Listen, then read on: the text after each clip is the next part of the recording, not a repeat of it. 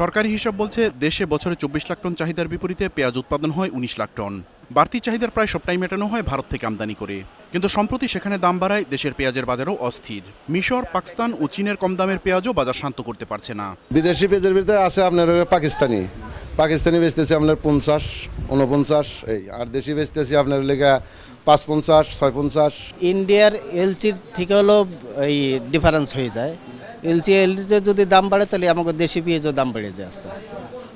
আমাকে এটা বেচতেছে ৫৫-৫৬ টাকা, এলচি ৬০ টাকা দরে বিক্রি হইতেছে।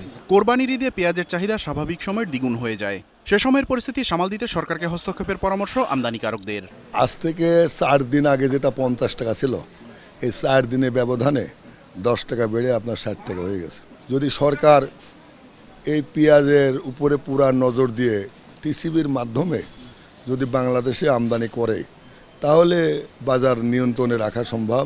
এদিকে শ্যামবাজারের কম দামের পাকিস্তানি পেঁয়াজ খুচরা বাজারে বেশি দামে ভারতীয় পেঁয়াজ দামে বিক্রি হচ্ছে। ইন্ডিয়ান ২ আইটেম আছে, একটা হইলো আপনার এই যে ওটা হইলো ৬০ টাকা আর এটা হইলো ৬৫ টাকা। ইন্ডিয়ান ৬৫ বিক্রি করতেছি ঠিকই, আমার মনে হয় আমাদের লস হয়। অন্যদিকে সীমান্তবর্তী জেলাগুলোতে ভারত থেকে গরু আসা শুরু হলেও কোরবানির জন্য পাইকাররা মজুত করায় তা রাজধানীতে আসছে না বলে দাবি দোকানীদের। ফলে দাম কমার বদলে নতুন করে বাড়তে পারে বলে আশঙ্কা তাদের। ৪০০ টাকা কেজি গরুর মাংস বিক্রি করতে আসছি। এখন কোরবানির জন্য গরু আপনাকে স্টক করতে আসছে, তার জন্য গরুর দাম বাড়তে আসছে। এমন পরিস্থিতিতে নতুন করে বেড়েছে ব্রয়লার মুরগির দাম। গত ৩ দিনের তুলনায় আজকে ২ দিন ধরে দাম বেশি।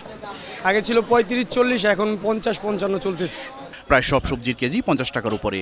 সবচেয়ে সস্তা সবজি কাঁচা পেঁপের কেজিও ৪০ টাকার কম নয়। শসার কেজি ৫০ টাকা, পটল ৫০ টাকা, ভেন্ডি ৫০, ৬০, এরপর দিয়ে টমেটো ৮০। পরিস্থিতি ক্রমেই অসহনীয় হয়ে উঠছে বলে মত সাধারণ মানুষের। কিছুদিন আগেও আমরা ৪০ টাকা কেজি কিনে গেছি, এখন ৭০ টাকা কেজি পেঁয়াজ। সবই দাম বেশি, অতিরিক্ত দাম বেশি। তবে নতুন করে বাড়েনি আর মাছের দাম। মেহেদি হাসান, ২১ টেলিভিশন, ঢাকা।